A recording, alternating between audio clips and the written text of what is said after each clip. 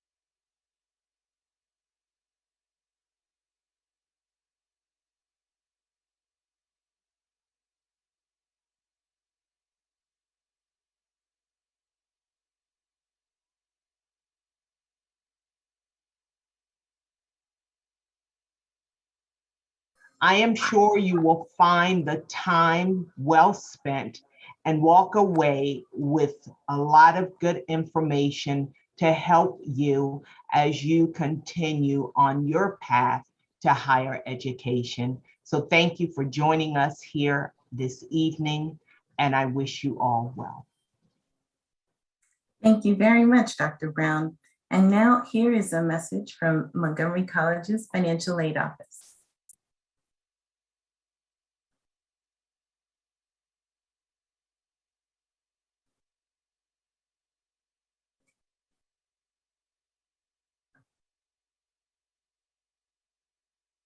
And we're going to restart that. The volume is not on.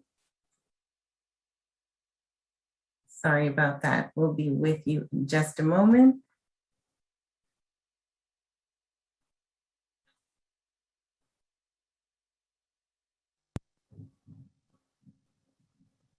College can be overwhelming, both in terms of coursework and in terms of money. Student debt is real, so is the stress that comes with it. You could get a student loan, which you'll have to pay back. You could also get a student grant. Those you don't pay back. Even if you can't afford tuition, you can still be eligible for grant money. There are a lot of federal and state grants out there, but figuring out how to apply for them isn't always easy. Montgomery College's Financial Aid Office can help you with this, as well as other concerns you might have about how to pay for school. It's not just state grants. MC offers institutional aid, which means the college itself will help you pay for classes. The Financial Aid Office provides answers to questions like, can dropping a class affect your financial aid status? They'll also let you know those oh-so-important deadline dates. There are online forms to submit in order to receive financial assistance. Don't worry, they don't take long to fill out, but they have to be submitted before their deadlines. Otherwise, you won't be eligible. To get started, fill out your FAFSA form. You can easily find that at fafsa.gov, not fafsa.com. Only use the .gov site because this is a free application. The .com site will charge you money. The deadline for the FAFSA form is March 1st, but only for state grants. You can still submit them after March 1st if you're applying for Pell Grants or student loans. If you've already submitted your FAFSA form, you'll need to renew it after October 1st each year to catch those Maryland grant opportunities. Also, go to the MDCAPS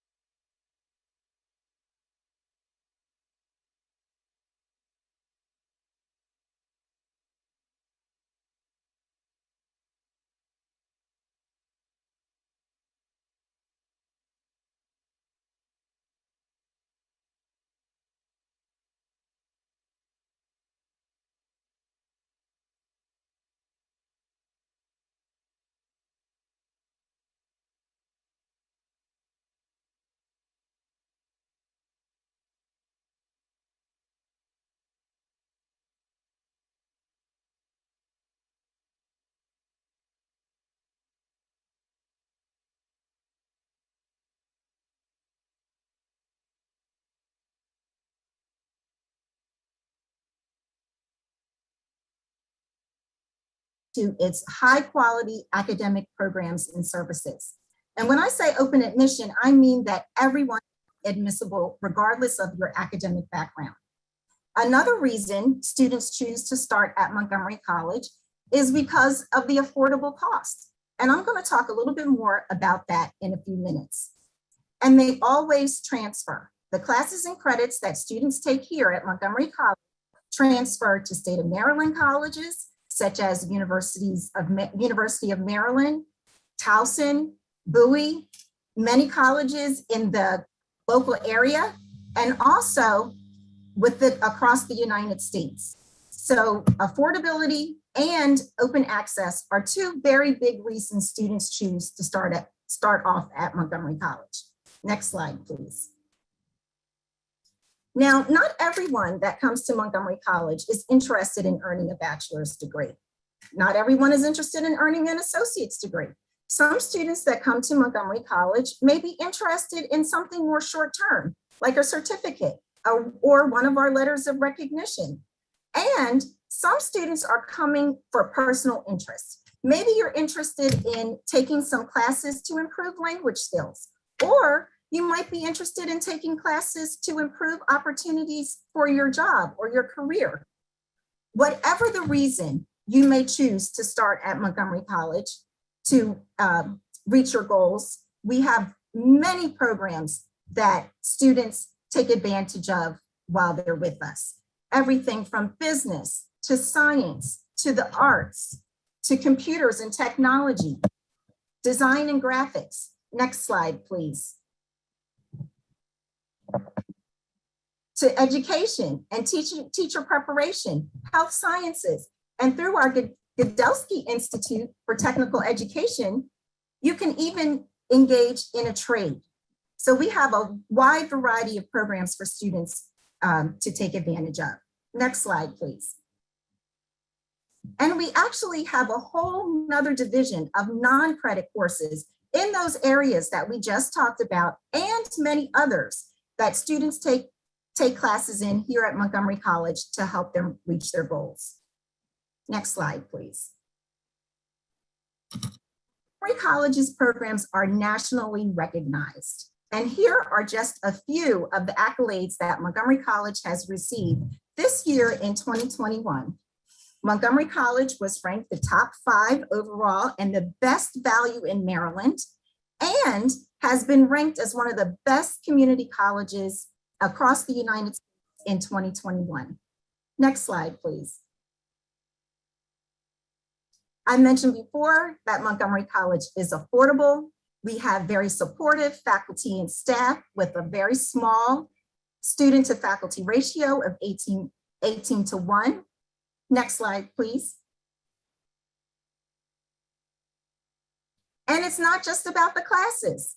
We have a very active Office of Student Life that helps support students as they engage in clubs and activities. We have a very robust student health and wellness program to support students outside of the classroom. And we have 9 intercollegiate sports programs, as well as intramural sports programs that students are taking advantage of. Next slide, please. Now, I said before that we were very affordable. So if you are a Montgomery County resident, you can expect for a full-time load of about 15 credits, credit courses, to cost less than $3,000 a year. That is a very affordable price compared to other colleges in the area and colleges across the United States. Next slide, please. I know this was very quick and fast information, so I encourage you to find out more information about all that Montgomery College has to offer at our Future Students webpage. If you just go to our website, montgomerycollege.edu, and click on Future Info for Future Students in the top right-hand corner, we'll be happy to share with you all of the information that we have for you as a future student at Montgomery College. Next slide, please. We encourage you to attend some of our upcoming admissions events, one of which is going to be this coming Monday at 7 o'clock. So September 27th, And we're going to talk in more detail about these high quality programs and the affordability that Montgomery College has to offer you. Next slide, please. If you are interested in enrolling at Montgomery College, I'm happy to share with you our Raptor reference card. This is your 4-step process to enroll at Montgomery College. And again, if you can visit to our new student information session on Monday at 7 o'clock, we're going to talk through these steps in a little more detail. Next slide, please. Have questions? Feel free to contact us. You can contact our information center. It's called Raptor Central, or you can email me at camille.cawley@montgomerycollege.edu. Thank you so much. Thank you, Ms. Colley.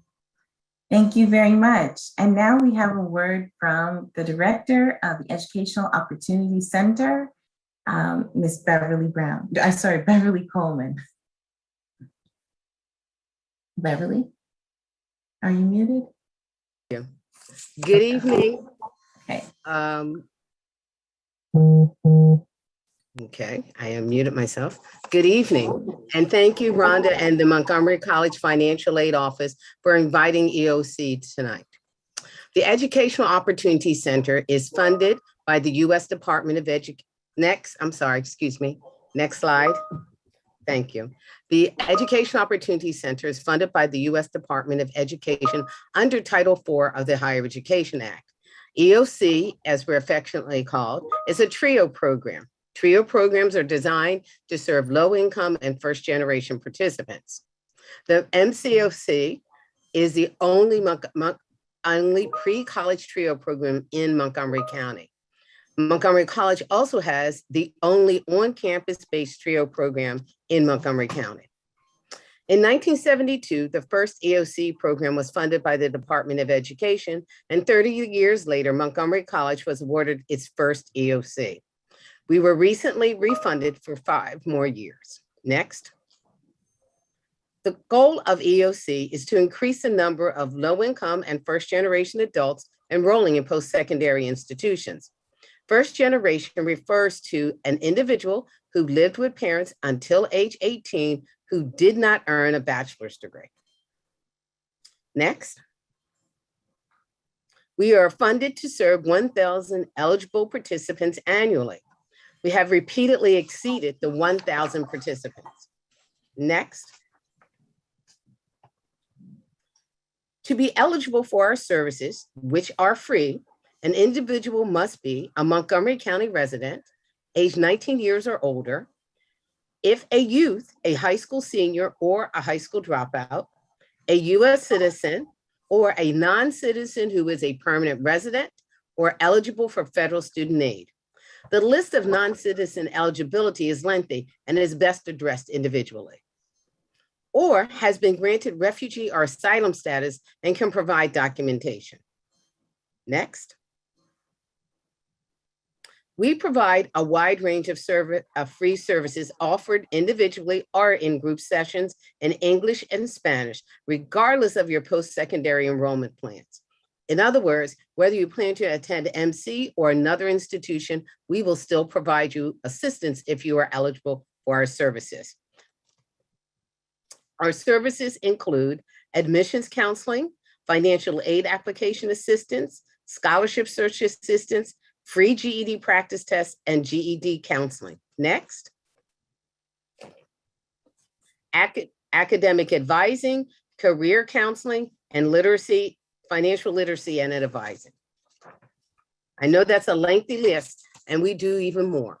Next. Our admissions counseling services include, but are not limited to, post-secondary credit and non-credit programs. So we'll assist you whether you want to earn a degree or to take a short-term training. Information about everything from letters, as Ms. Camille mentioned, to beyond a bachelor's degree. The diversity in post-secondary choices, admission selection criteria and the process, and we assist with the application fee waiver requests. Next. Our financial aid services include guidance in understanding what financial aid consists of, hands-on assistance in applying for financial aid, federal, state, and institutional, as well as we assist with searching and applying for scholarships. So we will not only direct you to where the information is, we will actually provide you one-on-one assistance in submitting whatever documents that you need to submit, whether it's for federal aid, state aid, institutional aid, or if you're applying for a scholarship. We even help you identify scholarships, as well as we will help you to resolve financial aid issues. Next. We provide free GED practice test vouchers.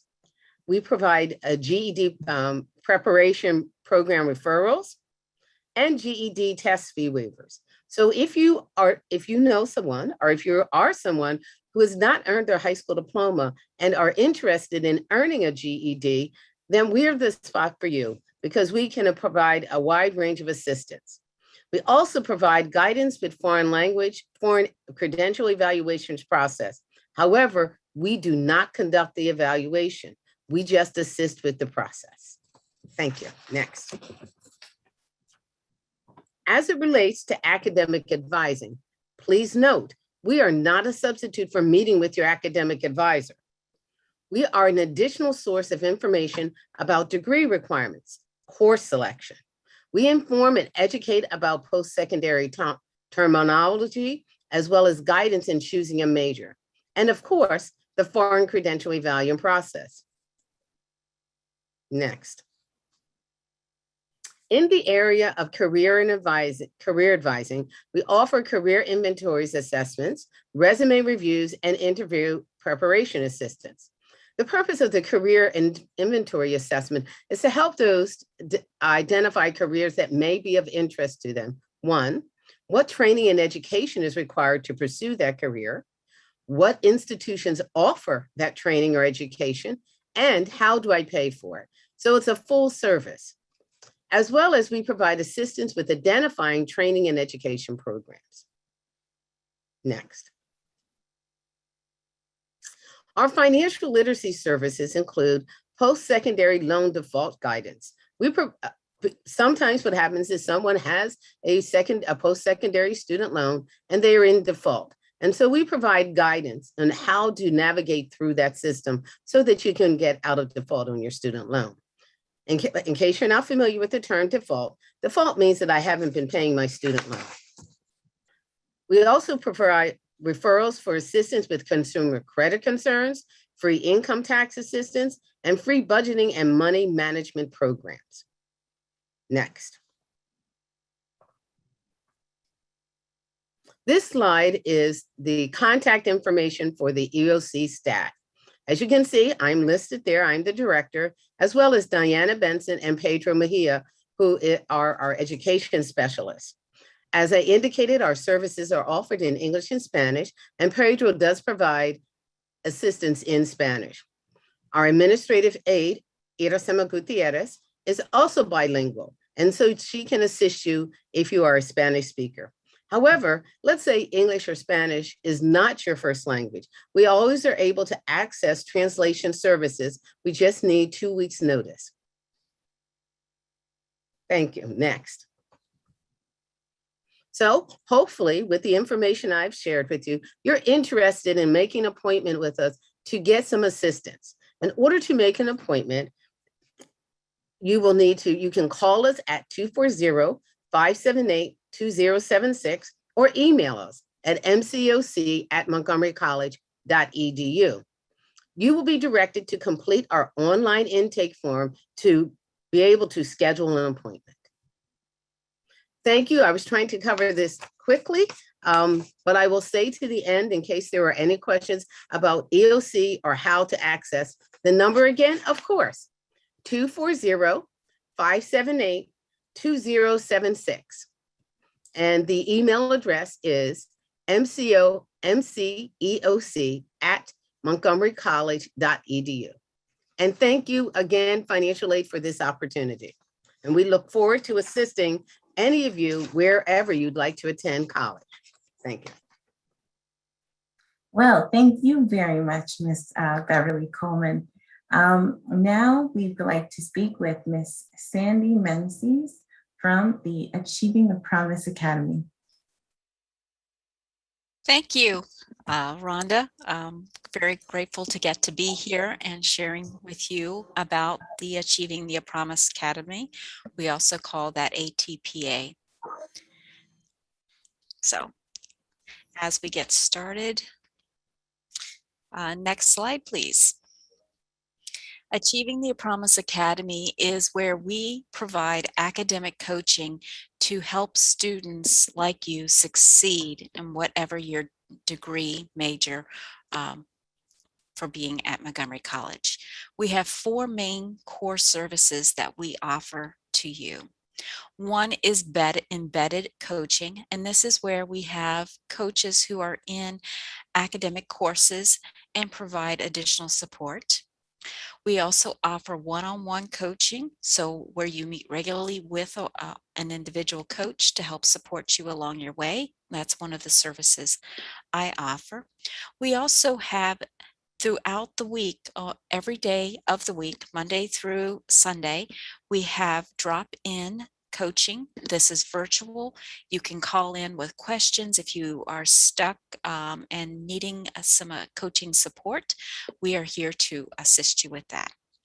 And then weekly, we also offer student success workshops. And then at the beginning of each school year, we also have a welcome retreat. Next slide, please. Now this slide, we don't have time to share the video with you today.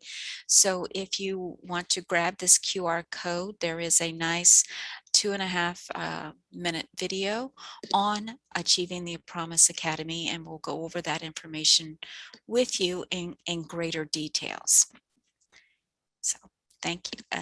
Next slide, yes. So you might wonder, what in the world is this thing that's called academic coaching?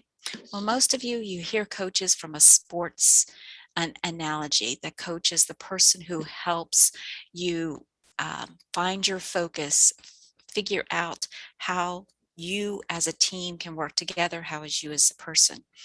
But as an academic coach, we're trained as experts to help you identify your strengths, create better habits to allow you to be successful in your academic career and throughout your life. We encourage you to think about what you want to accomplish and then targeting how you want to get there by making a plan to help you succeed. Next slide. So we also have this thing which I mentioned earlier, which is that embedded coaching. And this is where you have a coach who is in class. This is a picture of Dr. E. She is typically a coach that's in biology or the biology and chemistry courses, and she helps in many different ways. The embedded coaches provide support. They offer additional outside of your class coaching on the topic of that course. They provide you with demonstrations of critical thinking skills, how to take notes, how to come up with good habits. They provide updates. They encourage you when assignments are coming due. They give you an additional support for the instructor or professor in addition to the material of the class. So, and the exams. Next slide, please. So, who should sign up for academic coaching? Well, anyone who feels like they want ongoing support. We help provide resources. We help with whatever might be getting in your way as a barrier for you to achieve academically. So it's if you feel that you want extra help, someone in your corner, then ATPA is the program for you. And every single person can benefit from academic coaching. So it's not just for people you might think, oh, it's for them. It is also for you and me. Next slide. So thinking about if you attend Montgomery College, you can actually request an academic coach and at no additional cost to you. It's available as a service of being a student, registered in at least one class at Montgomery College.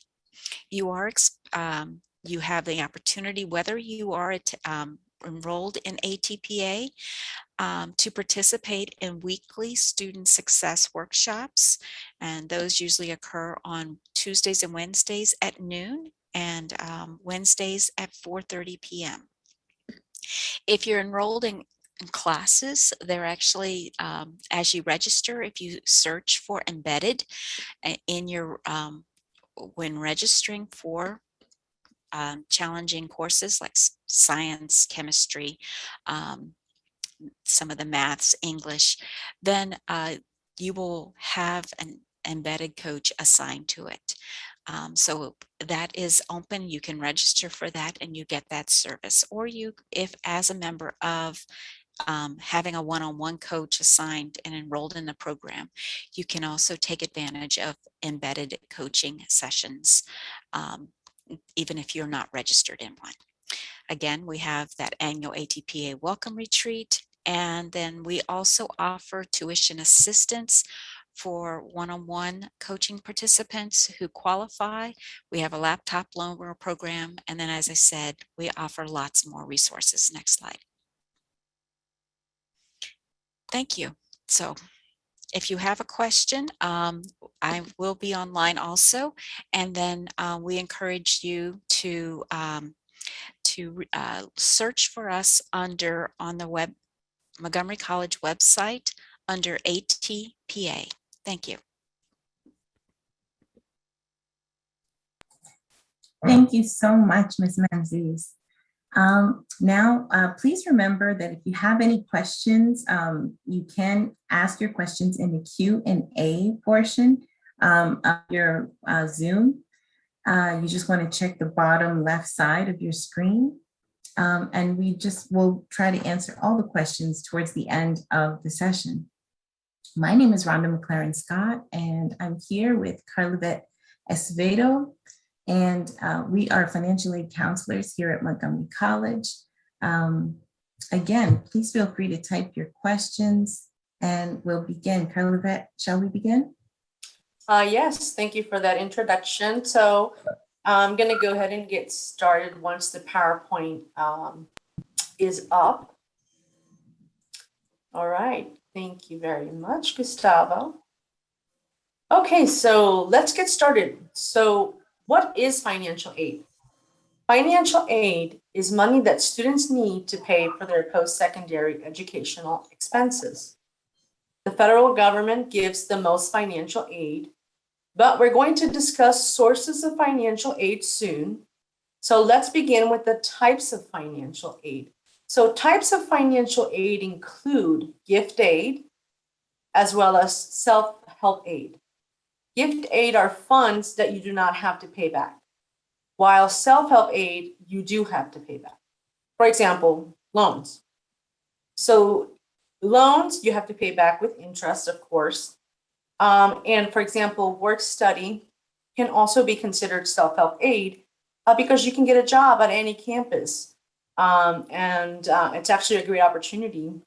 That's actually one of the questions on the FAFSA, and we definitely encourage you to say yes to that question that you're interested in work study. So when you complete a FAFSA and are issued a Pell Grant Award, for example, the Pell Grant is considered gift aid because you do not need to pay it back.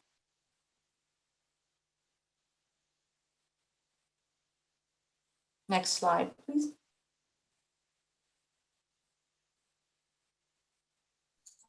Thank you. So there's many sources, there are 5 sources of financial aid. Primarily, there's the federal government that provides the most financial aid. We're going to be talking later on about the state government aid, as well as the aid that you get from colleges and universities and private sources. So let's begin with federal aid. So the federal government offers primarily need-based aid through mostly grants, loans, and work study, as we mentioned earlier. So we use the FAFSA to apply. It stands for Free Application for Federal Student Aid. But please never go to FAFSA.com. Always go to FAFSA.gov, FAFSA.gov. The FSA ID is required to identify yourself.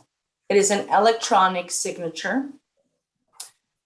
So you're going to be creating an FSA ID before you even start your FAFSA. And also creating an FSA ID. If you're a dependent student, you're going to create it for your parents as well. And so you're going to use that basically to sign the FAFSA at the end. It's going to be that electronic signature for the FAFSA. So also when you're completing a FAFSA, it's very important for you to use the IRS data retrieval tool, which is found within the FAFSA. It merges your IRS tax documents into the application for you without any errors. So if you're able to use it, please go ahead and use it. You should complete the FAFSA after October 1st, so it comes out on October 1st. So after October 1st, the earlier the better, in the year prior to when you need the funds.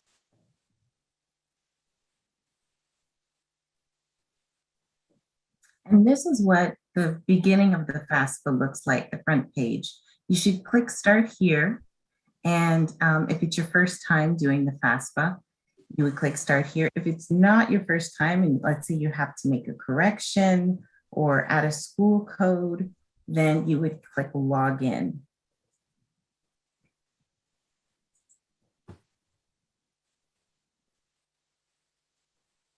Okay, so this is what it looks like to do the view for the myStudentAid mobile app. It is another way to complete your FAFSA. It is also a safe and secure way to do it, and we encourage it as well if you do not have access to a laptop or a PC.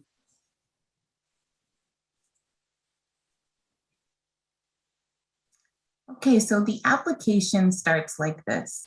It asks you some questions about who you are, how we can contact you, where you live, if you're married or not.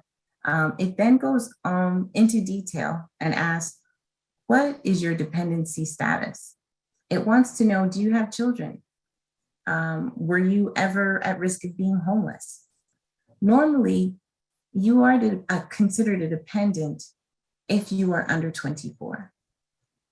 You're independent if you're married or have already received your bachelor's degree, if you're in the military, if you've been in foster care after the age of 13. There's some other factors that could deem you to be a dependent student, but typically under 24 means you're considered dependent and not independent. Okay, and so there are some ways to appeal the dependency decision. You would ask your financial aid counselor if you cannot provide your parents' information. Afterwards, it asks questions about your parents' income. It wants to know how much taxes did they pay when they did pay their taxes. It wants to know if you have any assets. If your parents are not in this country, you would still have to denote how much income your parents earned, regardless if they earned it here or if they earned it out of America. It is important to fill out the school codes on your financial aid application. You have up to 10 that you can fill in. If you need to make changes, you would then go in, click Log In, and make changes as you see fit. Next slide. All right, so after you have completed your FAFSA, you receive a student aid report. This report details all the answers you submitted in the FAFSA. You should review the report, and if you see errors, you should make corrections as soon as possible. You can add or delete school codes, but please remember that this application is only the first step. You must log into the student portal for each school you list on the FAFSA and submit the additional required documents you will find in the financial aid sections of the portal. So for example, for MC, it's your myMC account, which is your portal. So also keep in mind that the FAFSA is asking for your income information from 2 years prior to when you will be attending. If there has been a significant decrease in income or a large increase in medical expenses, please let your financial aid counselor know after you have completed all of the documents as required. And another word for these documents, we call them financial aid requirements. So the financial aid counselor can give you a professional judgment form to complete. Using that, she can adjust your aid eligibility. This will come up again towards the end of our presentation.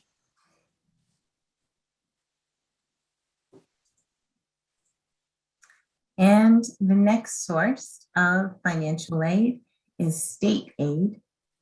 We have Ms. Tamika Cruz, who's going to be presenting some of the wonderful Maryland state aid that we have available. Tamika? Hi, how are you guys doing? I'd like to welcome you to the presentation today. My name is Tamika Cruz, and I am the state coordinator here at Montgomery College. So today I'm going to talk to you about some of the offerings available to you from the state of Maryland or Maryland Higher Education. Next slide, please. So what type of aid is available to you from Maryland Higher Education? There are grants and scholarships that can be need-based, merit, legislative, or career or unique population.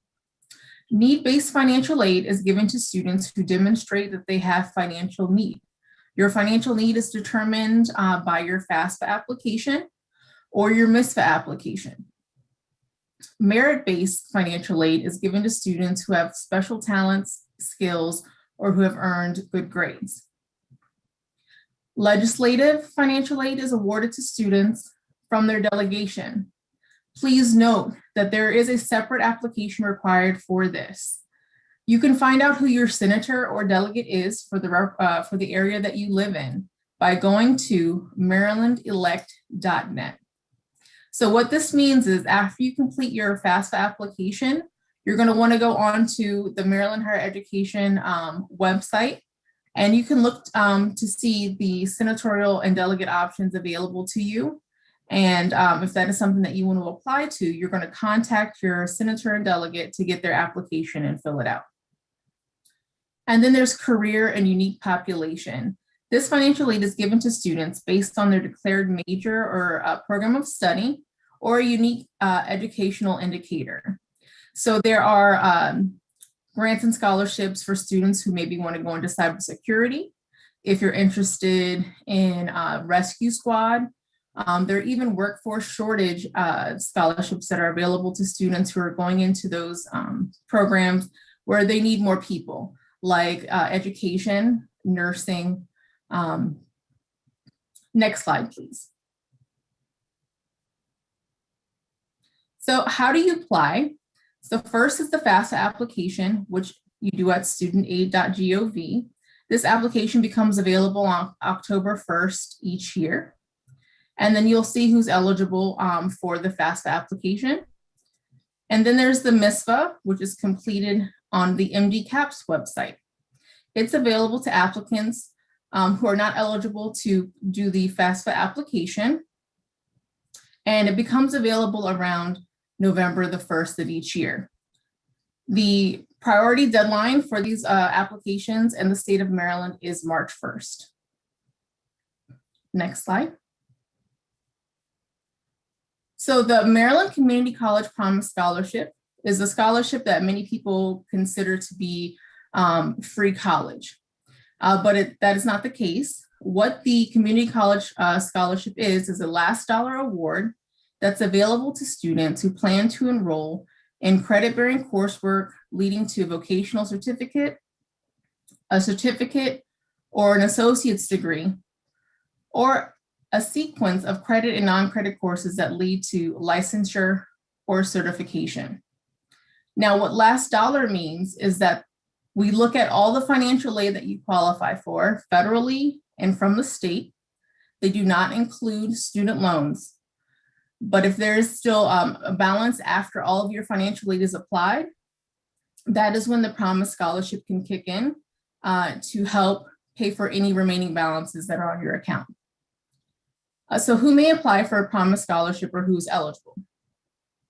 An applicant that has graduated from a Maryland high school or GED and is planning to enroll or is currently enrolled at a Maryland community college. I do want to make a side note that if you're eligible for the Community College Promise Scholarship, you must attend the community college that is located in the county that you live in, unless that community college does not offer the program of study that you are looking to take. Okay, applicants must be eligible for in-state tuition in accordance to the article that you see. Next slide, please. High school applicants must have earned an unweighted cumulative GPA of 2.5, or excuse me, 2.3, at the end of the first semester of their senior year of high school or at the end of their senior year. Applicants currently or previously enrolled at a community college must have earned either a cumulative GPA of 2.5 from the community college or a high school unweighted cumulative GPA of 2.3. Applicants whose adjusted gross income is not more than $100,000 if the applicant is single or resides in a single parent household, and is not more than $150,000 if the applicant is married or resides in a two-parent household. Applicants who have not earned a bachelor's degree or an associate's degree already, and applicants whose other grants and scholarships do not cover the full cost of attendance at community college. Next slide. So here is the timeline for applying for the community college scholarship. The FAFSA application becomes available October 1st. The MSFA application for those undocumented students becomes available around November the 2nd. Between October 1st and between October 1st and March 1st, MHEC will notify applicants, if they are preliminarily eligible, to turn in any extra documentation such as high school transcripts or GEDs or college transcripts. March 1st is the deadline for renewal of the FAFSA and the MSFA and the initial filling out of your FAFSA and MSFA. And then turning in any supplemental documentation, the deadline is June 30th. Eligible applicants will be notified by MHEC of their eligibility around or by July 31st. Next slide, please.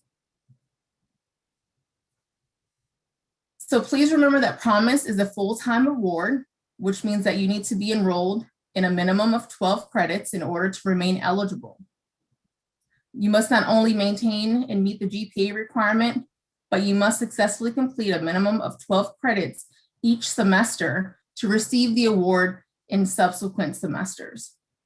So if you're starting in the fall semester and you're taking 12 credits, you need to successfully complete those 12 credits in the fall semester in order for your award to be renewed in the spring. Applicants who fail to complete the FAFSA or MSFA application by March 1st are ineligible to receive the Promise in 22-23. And a important reminder is when you're filling out your FAFSA application, if you want to be considered for the Maryland Community College scholarship, you must add a community college to your FAFSA. meaning a school code, to a community college must be on your FAFSA to be considered for this scholarship. Next slide. Now we're going to talk about the Guaranteed Access Grant. This grant provides post-secondary financial assistance to eligible in-state students currently enrolled as high school seniors who will complete a college preparatory program, or a student who has obtained a GED and is under the age of 26. To qualify for this grant, you must be eligible for in-state tuition. You must file your FAFSA or your MSFA by March 1st. And you must demonstrate need and meet the income requirements. So below you can see the income requirements for a new GA student versus a renewal GA student, meaning that you've had the scholarship in the previous year. And it's based on your family size. So for a family size of 1, you see that the income maximum is $18,735. And for a new student, it's $16,237. Now for each additional person, you're going to add what you see below, $5,746 for each additional person if this is a new award, and $6,630 for each additional person if this is a renewal award. And those are the maximum incomes that a family could have in order to qualify to meet the income requirements for GA. The next slide, please. For the Guaranteed Access Grant, you and your parent, if dependent, must meet the in-state tuition requirements for your institution. You must enroll at a 2 or 4-year Maryland College or University as a full-time, which is at MC is 12 credits or more, and you must be degree seeking. High school seniors must have an unweighted cumulative GPA of 2.5 and must be under the age of 22 at the time of graduating high school. And GED recipients must have a minimum score of 165 on their diploma and be under the age of 26 years of age at the time of receiving their first award.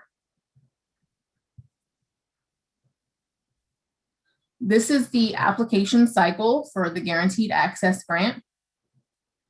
Again, you're going to complete your FAFSA or MSFA application. FAFSA becomes available October 1st, MSFA November 2nd. The priority deadline for the FAFSA and MSFA for the state of Maryland is March 1st.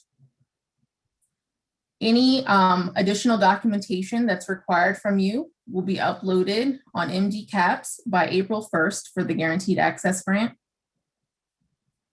And by May 1st, MHEC will start initial awarding of the Guaranteed Access Grant. Next slide. So we're going to talk about the credit completion requirement now for the Guaranteed Access Grant, as well as educational assistance grants. So students who receive these awards for at least 2 years will be required to meet certain credit completion requirements to renew state financial aid awards in subsequent years. So students who have completed their second year or more of college are required to complete 30 credits in order to have their full EA or GA award reinstated. Students who complete 24 to 29 credits, beginning with their second year, can have their award prorated, which means you will not get the full award, but they will prorate your award based on your credits. If you do not meet the minimum 24 credits, the award cannot be reinstated. And you may take summer courses to supplement and increase the number of credits taken for the school year. I'd like to reiterate that these credits, the 30 credits, the 20 to 29 credits, have to be in your program of study. What that means is if you have a declared program, the courses that you take have to be towards the completion of that program. in order for it to count towards your credit completion. Next slide, please. Using the MDCAPS website, that is where students who are awarded a Maryland award will go to accept their awards. Students are given 6 weeks to accept the award before they are canceled. Any documentation that is required can be securely uploaded in their new electronic upload tool. If you have questions about your state award, MHEC staff is back in the office and the number is provided there. You can schedule a virtual appointment by going to mhec.maryland.gov. And you can go to the MHEC website, which is a wealth of knowledge and can be frequently visited to answer your questions regarding eligibility requirements, deadline dates, appeals, and what scholarships are available. Next slide. Thank you. And thank you so much, Ms. Tamika. And now we will go on to discuss the Maryland, sorry, we just talked about Maryland. Now we'll talk about Montgomery College scholarships with Ms. Brittany Carter. Hello, everyone. So I'm going to talk to you about scholarships that Montgomery College has to offer. So we have a lot of scholarship opportunities here at Montgomery College through a lot of different sources, donors who donate funds, and some other outside grants, organizations in our community. So one of my goals is always to make sure we try to get you all this free money that we can, so maybe you don't have to borrow loans. So you can apply for all these scholarships, and most of them are stackable. And what that means is you can have multiple scholarships in addition to your other financial aid. The exception to that would be you could not have two, full tuition scholarships because only one would be able to pay your tuition. So the first one listed there are Montgomery College Foundation scholarships, and I will be going over those more here in a minute. The rest listed there are a bunch of different merit-based scholarships that we have.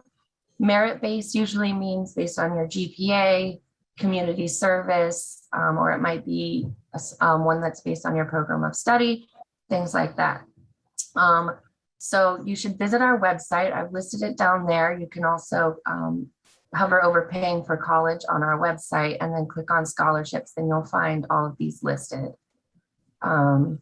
But I did just want to note, make sure when you go through those, especially if you're a high school senior, the deadline can come pretty quickly on you once you're in your senior year. So make sure you're reading each of these carefully for the eligibility criteria, because that does vary based on each scholarship, and also the deadlines. You don't want to miss the deadline. These are very competitive scholarships.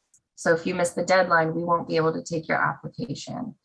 So make sure you are submitting a complete application with all of the documents that are being requested, and that you meet the eligibility criteria for those before you apply. The Workforce Development and Continuing Education scholarships, each program has a different scholarship as well. So these are our non-credit programs. These might be things like automotive technology, cosmetology. We have some childcare programs, English as a second language. So you would contact each program director directly for those different scholarships. And you can also find those on our website. So our foundation scholarships, there are over 350 scholarships available. The amounts vary from $250 all the way up to $5,000 a year, or it might be per semester. Once again, each of these have different eligibility criteria based on what the donors have submitted to our foundation. So what you would do is complete one online application, and I will show you how to find that here in a little bit. You will complete one general application. You will have to write 3 short essays, basically about what you want to study, why you want to study that, why you have financial need, why a scholarship will help you. Those essays are very important because, as you can imagine, we have 30,000 students, and if 6,000 students are applying, you are competing for 350 scholarships with those students. So you really need to tell us in those essays, why should we choose you? Why are you deserving of this money to come to Montgomery College? You may want to have a friend, a parent, a professor, someone you trust, in the library, something like that, to review your essays before you submit the application to make sure that you're telling your story. Some of these are based on financial need, meaning we do pull in your FAFSA information and we look at that. Some are based on merit, which I described earlier, and some are based on your major and your program of study. So make sure you have that updated in our system once you've chosen your program of study. And like I said, each scholarship has different criteria. So once you submit the general application, there will be additional scholarships you can apply for as well through that application. And you may have to add additional essay information or answer additional questions for some of those extra scholarships. So make sure you're looking through those criteria to see if you are eligible for any or could be eligible for any. So when should you apply? For fall of next year, apply by June 30th. So next June. If you are currently here as a student and you missed the deadline for fall, you can apply by December 31st for spring scholarships. So if you missed the fall deadline, it's okay. It's not too late. You can still apply now for spring by December 31st. So what kind of majors are eligible? Accounting is a big one. We have one specifically for students studying art and biotechnology. I know for sure a lot of our automotive ones go unspent. So if you are interested in automotive, make sure you mark that as your major and you apply for the scholarships. Business is another big one, and we have a lot of students in business, education, engineering, and that's all of our STEM majors, really, science, technology, engineering. And nursing is another big one. And then other things that might pop up that aren't really related to your major might be military veterans, hospitality management, things like that. Make sure that you do list if you've done community service activities, make sure you do that as well, or any clubs that you've been associated with these different majors. So how do you find it? Once you have received your network login for your MyMC account, you would click on Access MyMC. And you can go to the next one. And once you click on the financial aid tab, it's right there at the top. We've tried to make it really easy for you to find, but I know a lot of students still miss it and didn't know it was there. So right there in the red circle, you can see once you've clicked on financial aid, the foundation scholarship application link is right there. You'll click on that and you will have to log in again to that application because it is a separate third-party software, but it is linked to your MyMC, so you would log in with the same account and submit by the deadline. You can save it and come back to it later and submit it once you're ready.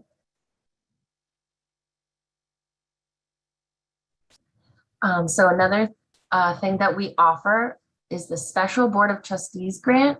And this is just for students who are unable to complete the FAFSA due to their citizenship status. This is not for F1 visa students.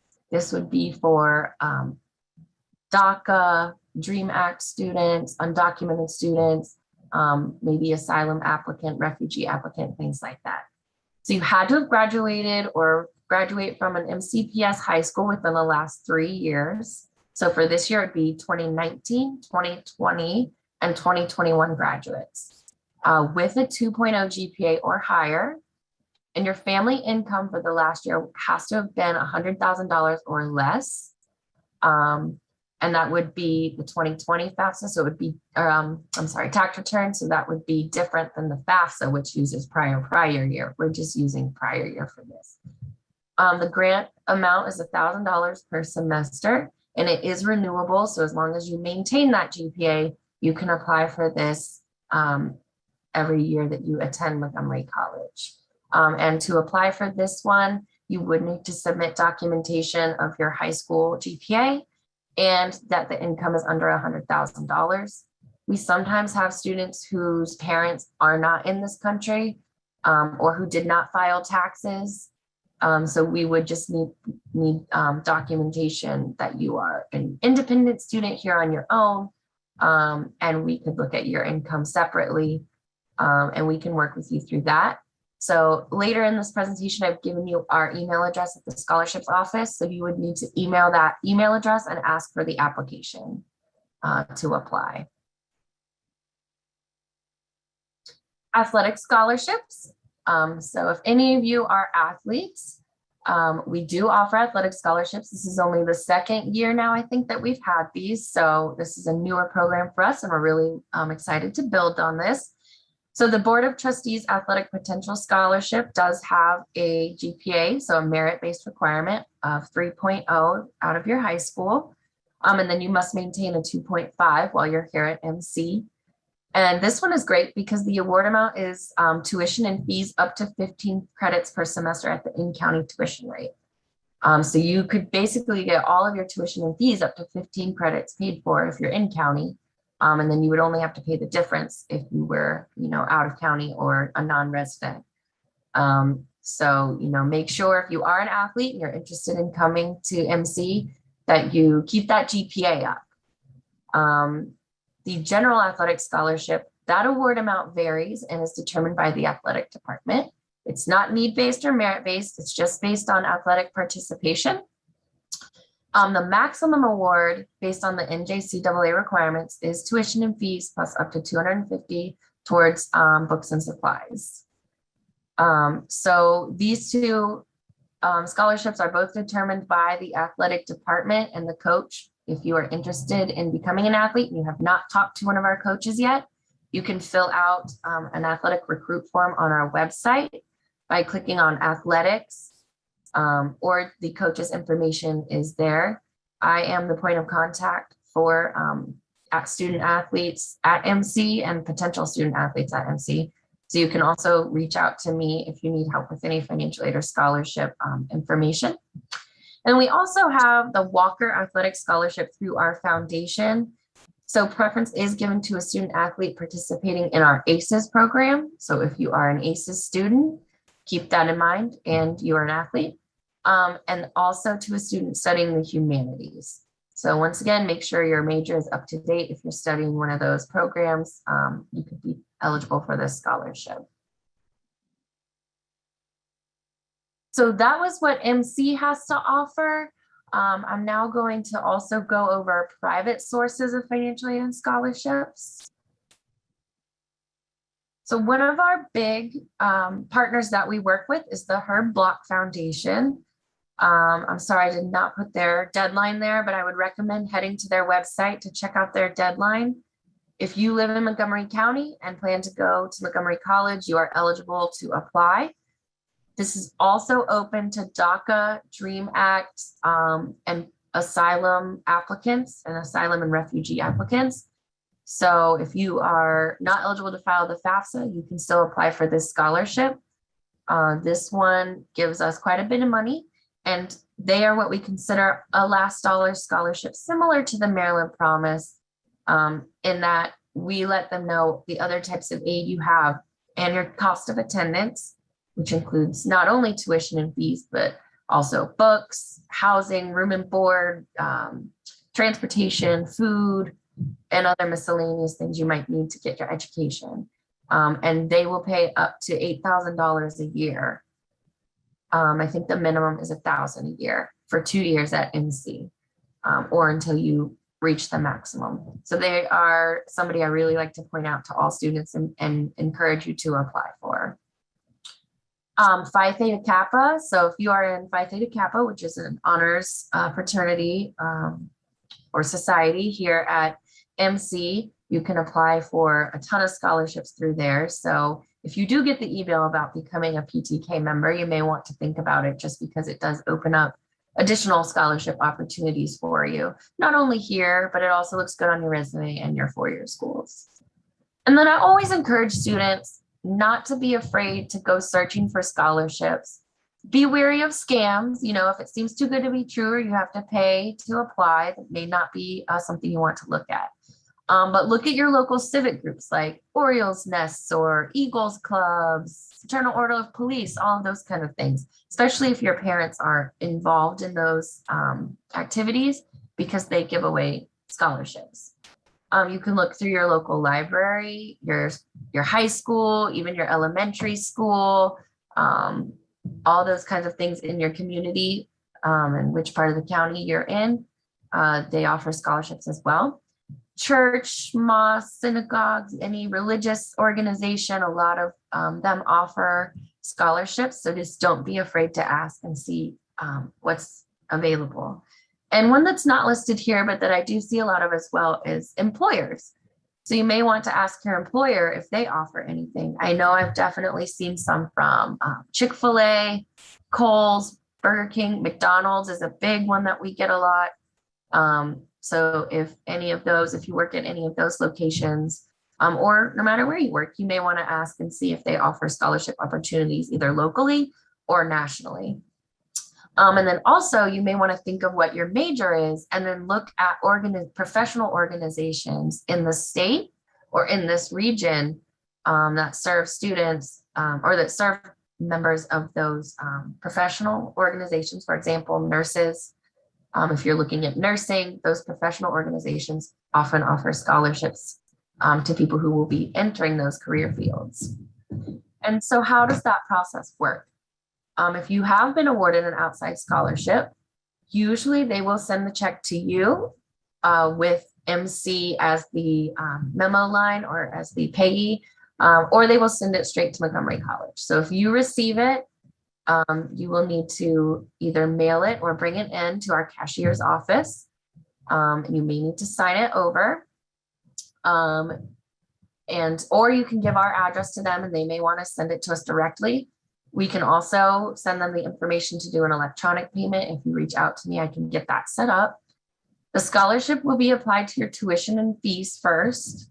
That's why they often send it to us. That way they know it's going to tuition and fees. Anything in excess will be refunded to the student, or you may be eligible to use it as a book voucher, depending on the conditions of each scholarship.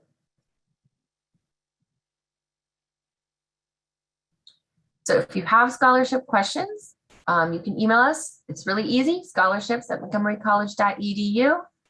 We will try to get back to you within 2 business days, and just make sure you do include your full name and M number if you have one, so that we may best look up your accountant and assist you.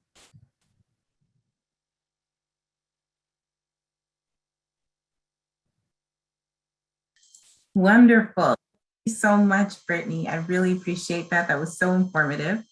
Carlavette and I are now going to start with a short financial aid summary. Carlavette, are you available? Yes, hi, I'm ready. Okay, thanks. Okay. All right. Oh, go ahead. I'll let you start.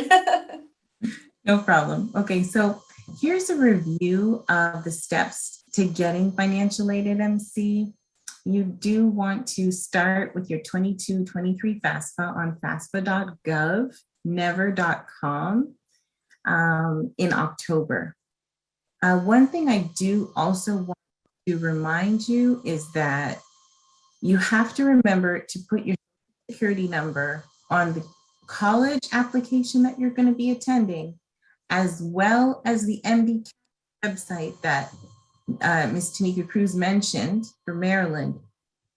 It's very important that the college and the FAFSA and the MISPA and the MDCAPS site, they all have your social security number there. I know everyone says don't put your social security number out there, but it's very important, or else we won't be able to merge your FAFSA with your school account. And so the school won't be able to process you. I'll go back to what we were saying here.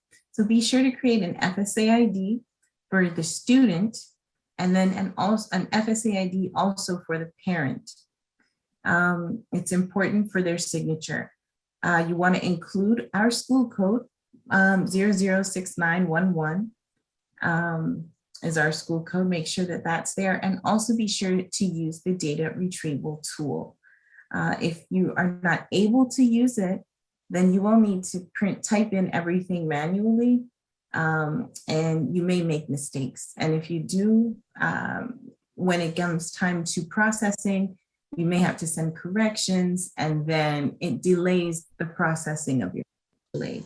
So you definitely want to be able to get your financial aid application in quickly and correctly, so that that way more institutional aid can be awarded to you, and also state aid. Fill out your aid requirements in your MyMC account. You're going to use the MyMC student portal, and you're going to fill out the dynamic forms. It's listed under financial aid requirements. So once you click on financial aid, you roll it down, you'll see the requirements listed with links there for you. Please remember, as we mentioned in the steps before, that your FAFSA is actually a two-step process. Once you have completed the FAFSA, you must submit those additional documents to the institutions that you plan to attend, ones that you've listed on your FAFSA. It's the only way to receive a more cost-efficient, to see how attending MC can be more cost-efficient. And also you can compare to see how much aid you're getting according to each institution. Remember to use an email address on your FAFSA that is not your MCPS email address.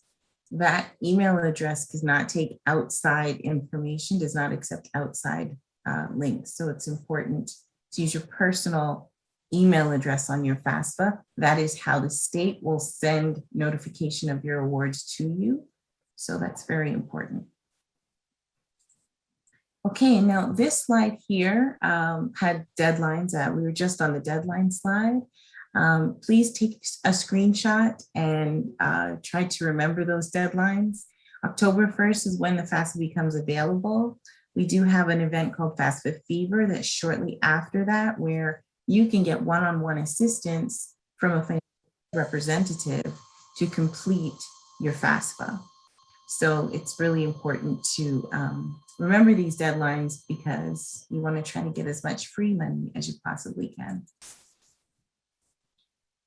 Okay, and so the next slide.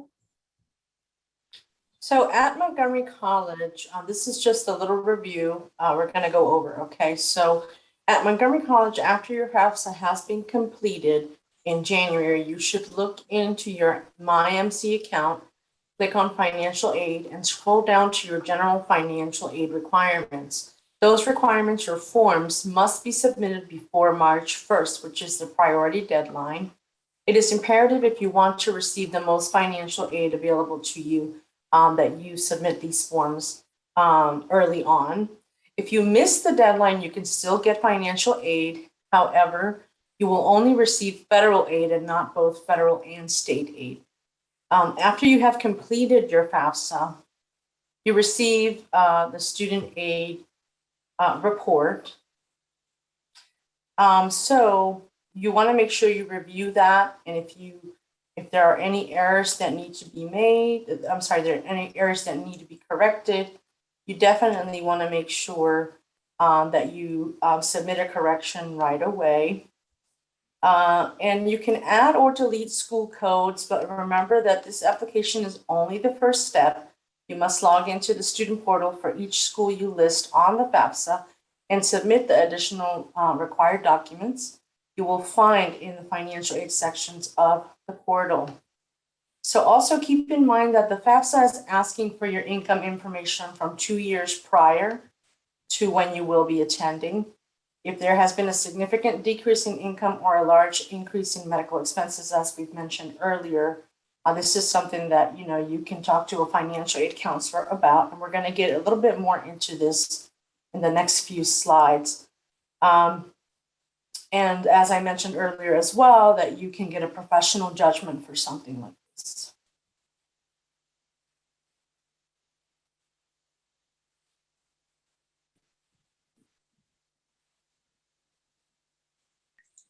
Also, Please be advised that each award has its own conditions. Some Maryland awards require full-time enrollment, while loans, they only require half-time enrollment. Pell Grants, they're prorated according to your enrollment load per semester. There is a box at the bottom of the financial aid page in your MyMC account that lists the conditions of your awards as well as the satisfactory academic progress requirements. A common myth that is withdrawing from classes, it's a common myth that withdrawing from classes that you're not passing will be fine because a W will not affect your GPA, which is true. It doesn't affect your GPA. However, it does affect your pace of completion. And so financial aid looks at both your GPA and your pace of completion. So it's really, really important to avoid withdrawing from classes and try your best to complete the classes. The completion rate measures the number of classes taken completed with a C or better. In this case, the W grade, it's equivalent to an F. So if it's possible for students with a 4.0 to have their financial aid terminated, once a student enters their second year of their 30th credit, they must maintain above a 67% completion rate. So if you find yourself in this tough situation, you can appeal the decision.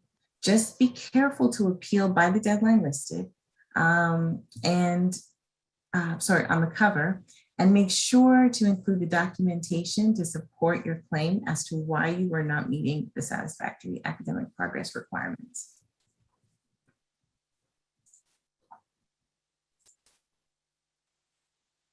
Okay, so as we mentioned earlier, we're going to be talking about now special circumstances. So we understand that life happens, right?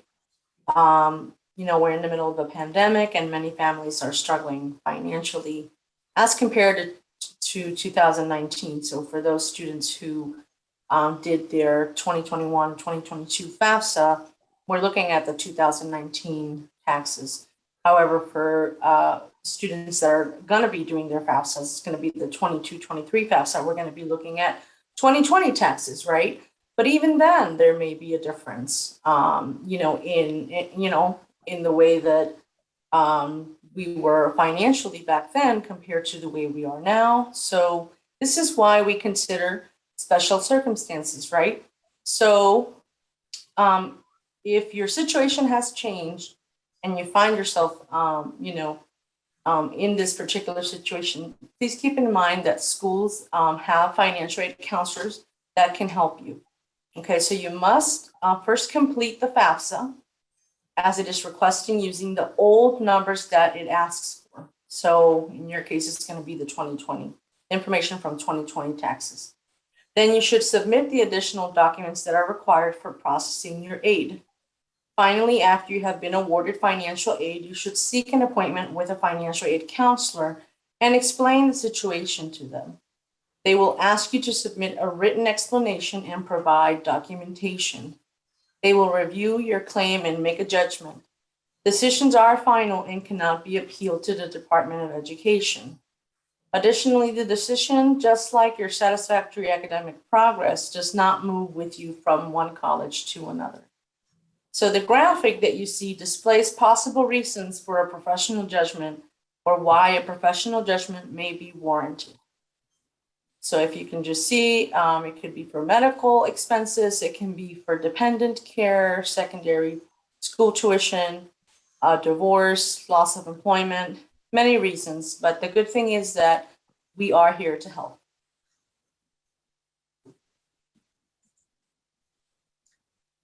Now, to contact us, please remember that you can call us at 240-567-5100. As well, you can email us at financialaid@montgomerycollege.edu. I also want to mention you should probably follow us on Instagram or Facebook and Twitter. We are at Financial Aid MC. I also want to make an announcement. I had mentioned this a little earlier. We have FAFSA Fever that's coming up where you can get one-on-one assistance in completing your FAFSA.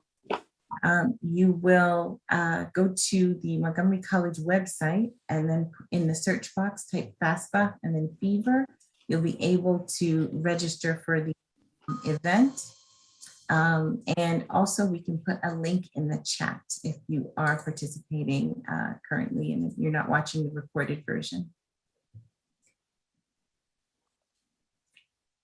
Okay, and so now go ahead and start taking some questions and answering you. So we have Carla Vett that will answer some questions with me. I believe Brittany and Tanika will also be answering some questions. Coach Sandy will be also answer some questions, and Gustavo Minaya will also be answering some questions. And so I'll go ahead and start. So it says here, are the slides going to be sent to your MyMC after the end of the financial aid night? We are recording this and we will have it posted on our website. So you'll be able to see that. And also some schools have offered to put it on their websites. Okay, and question here. Can H4 dependents apply for MISFA or any other type of financial aid? H4, I'm not familiar with that status. The way it normally works with financial aid, if your visa status is one that is immigrating into the country, then yes, normally you can apply for financial aid. But if it's a temporary visa status, then no, you would not be able to apply. There is a list of the financial aid that is available, and for doing the MISFA, you can also get more information on the on the Maryland Higher Education website.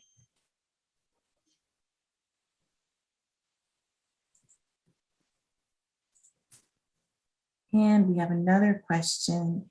When do I start attending MC? Sorry, when do I start attending MC? And will it be virtual or in person or a bit of both? I'm currently attending MC through both methods, and I don't know what to expect since next year might be different.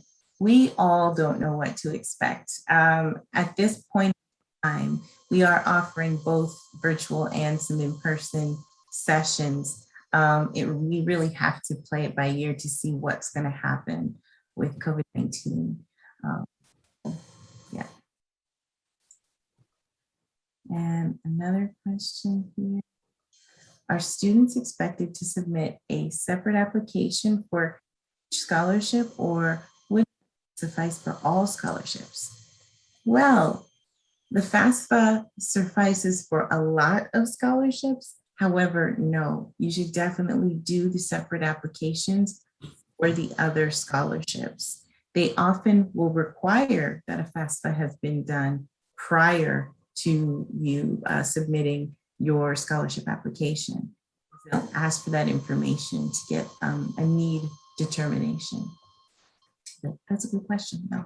I think, Rhonda, I think she was asking in reference to, does she have to fill out an application for all the foundation scholarships, or is it just one application? The foundation scholarship has one application that you can use.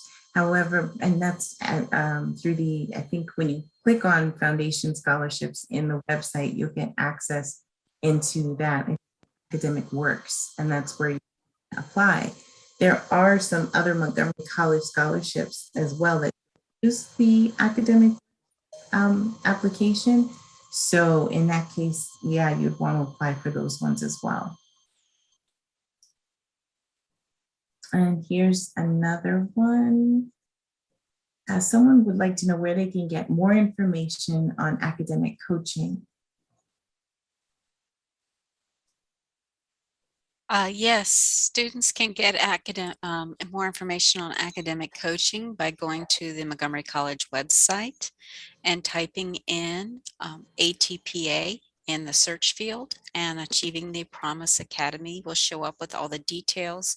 We have a link there where you can access the drop-in coaching hotline. It's virtual, and we have hours of participation that are identified there, where we have people who are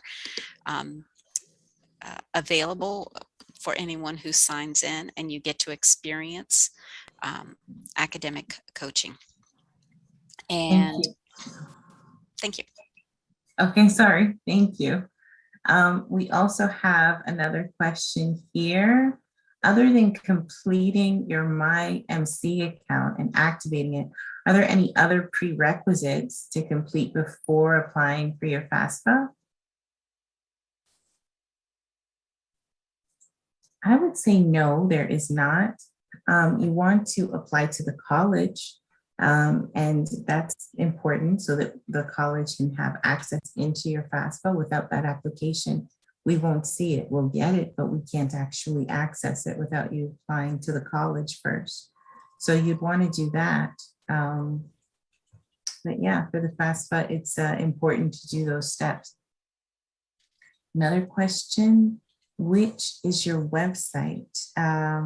Should I look up for, what website can you look up for the entire session? So if you go to montgomerycollege.edu and then click on Pay for College, you'll be able to go to see the financial aid website.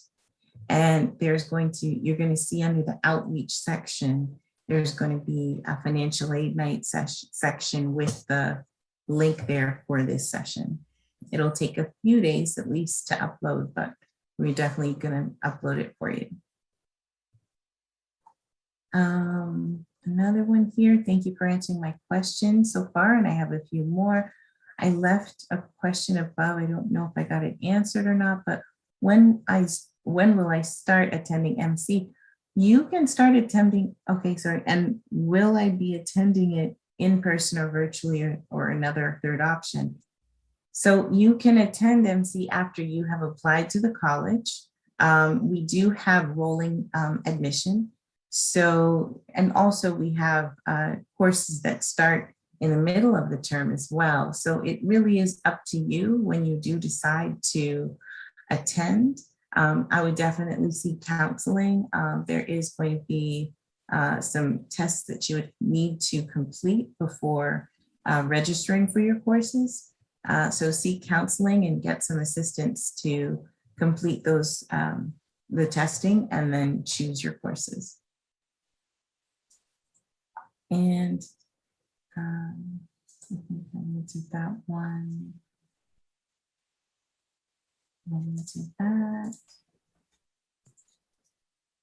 More information about Montgomery Scholars Program, like for example, the GPA requirement. Rhonda, I'm sorry, can I just butt in here and reply to that student's question about Montgomery Scholars? The Scholars Program is actually having an information session in October. So if you go to the Future Students website, and if you were here at the beginning of the webinar, you can just search Future Students on the webpage. I'll also put it in the chat for everyone. You can see the information about the Montgomery Scholars Information Session webinar. It's Saturday, October 13th, I believe. And the link to sign up is there too. But I'll put the Future Students webpage in the chat so that that student can get registered for it. Thank you very much. And next question for someone who is questioning about going to college next year. Could there be reparations or fees for completing the FAFSA and then ending up not going to college? Well, the FAFSA is a free application, so there's no charge to you for completing the FAFSA. So we wouldn't need to refund you any money for completing that application and then not going. If you are awarded funds by completing the FAFSA, if you are awarded funds and you don't go, then the funds just go to another student. You don't end up getting to carry them forward. You'd have to complete the next FAFSA for the next year in order to qualify, because it is based on your income as well of the 2 year prior. And the next question here, oh, this one is done. We've answered that and we've answered that. Do we have to write an essay? And also, do we have the application in Common App? I'm not sure which application you're referring to. An anonymous attendee wrote this in. Most scholarship applications do have essays that you would have to write. Does anybody else know what this student might be speaking of? I think I answered student's question too. Common App is a universal application process, admissions application process. So a lot of colleges are on this tool called the Common App, but Montgomery College is not currently on the Common App for admission. And we don't require an essay for admission. But I think Brittany is going to talk about applications for scholarships and essays and stuff like that. I was also just going to explain the Common App, and you can search the Common App on College Board, and you do have to pay to complete that. So you don't want to do it unless the college you want to go to does require it. And sometimes it looks at all your financial information. Like if your parents are divorced, it might look at both parents rather than just what we would look at for the FAFSA.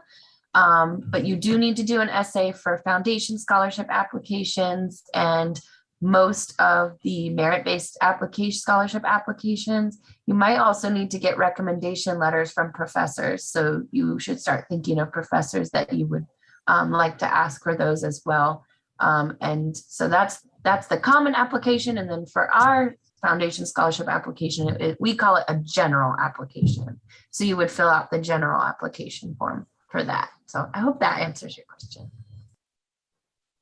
Thank you. And it says here, just to clarify, is the FAFSA required for work study programs and scholarships? Yes, the answer is yes, it is required. There's a section in the FAFSA that asks if you're interested in doing a work study program, and you should say yes. That information then goes to the federal government, and it controls how much funding is available for that school to prepare students for work study. So yes, it's important to denote that on your FAFSA. Another question. It looks like we've got here, this question here, are students expected to submit an application to each scholarship, or would offer these on? I think we answered this question again already. If you fill out the FAFSA form, will the scholarship, or will all of the scholarships available to us be listed there, or are there certain scholarships that we seek out to find ourselves? Yes, that is very true. So doing the FAFSA form step, and you would want to seek out additional scholarships. And then once you've applied to the college and you've denoted on the FAFSA and also on those other scholarship applications what school you're going to be going to, they will send that to the school. The school will then check to make sure you're meeting the requirements of that scholarship. And this is, for private scholarships. Sometimes they'll say, well, they have to be registered full-time, or they have to have some standards of completion available, that their GPA might have to be a certain amount. So we will check that first, and then we will put that on your account. So yes. If we fill out the FAFSA form, are all of the scholarships, I just answered that one. There's another one I see. It says when a parent applies to the FAFSA for their student, does the student also get a login ID? The answer is yes. You're going to get the FSA ID is going to be for the student and the parent. You both need an FSA ID to sign the FAFSA at the end. And then the other part of the question is also, why is it important to add colleges to the FAFSA? And how does the process of FAFSA work on the college side after parents submit it? So it's important to add colleges to the FAFSA because, well, it depends on how many colleges the student wants to apply to, but that way each college will get the FAFSA application for the student, and they'll be able to put a package together for the student, a financial aid package. And then once that's been put together, you get to choose, which package you like best and what college you want your student to attend, right? So that's one reason why. And then what is it like afterwards once the parent submits the FAFSA? So basically the college gets the FAFSA, then they create a financial aid award for the student. But of course, the student needs to, once they choose the school they're going to go to, they need to submit the financial aid requirements for that school on that school's portal. And whatever documentation that school is asking for, they need to submit that. And then they will get, and their award. So that's why we mentioned it's important for them to have a good email account so that, whenever they do get their awards, they get them, they're able to see their email and check their awards right away. And normally after that, they get their aid in their financial aid account and, to pay for tuition and fees. So that's generally the way it works. Thank you so much, Carlette. And I have this question at the bottom here. The FSA ID, is it either for the father or the mother or both? The FSA ID, it's one FSA ID for the father, it's his identification, another FSA ID for mom, that's her identification, and a different FSA ID for the student, that is their identification. When you do complete the FAFSA, you need only complete you need only have one parent use their FSA ID to complete the FAFSA. So the parent and the student must sign. It can be either the father or the mother, whichever you wish. But that's how that works. If you have multiple children that are going to be attending college at the same time, your FSA ID that you use on one child will be the same FSA ID that you use for the other child, because it is your electronic signature. And it's how the government identifies you. Okay, hope that answers your question. Is there a special day to visit the MC facilities? Here's another question. Ms. Camille, do you know of any upcoming special days for visits to MC? We don't currently have any opportunities to visit campus face-to-face for a tour, but I encourage you to go back to our Future Students page, and we do have a virtual guided tour that's available on a monthly basis to our 3 campuses. So we will walk through our virtual tour with students who participate. And again, you can just find that information on our Future Students page, which you can find by accessing the Montgomery College website search engine. And you'll see what the dates are available.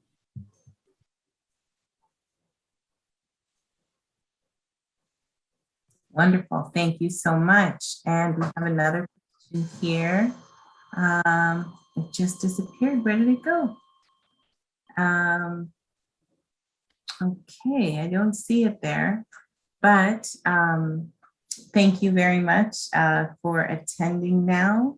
If we have no further questions, then we're going to go ahead, and I just want to first of all thank Ms. Carlette Acevedo, my colleague, and Mr. Gustavo Minaya, and Dr. Monica Brown, and Ms. Camille Colley, and Ms. Beverly Coleman, Ms. Brittany Carter, and Ms. Sandy Menzies, excuse me. And thank you so much for all participating in this. And we want to thank you, the students, for attending this session. We really appreciate you asking these questions, and we hope that it's informative. We're going to have this recorded and to our site, as well as uploaded onto some high school sites, and their counseling are also ahead and upload this session as well for you. Thank you so much for attending Montgomery College's Financial Aid Night for 2021, virtual Financial Aid Night for 2021. Thank you. Bye-bye, have a good evening. Bye. Bye.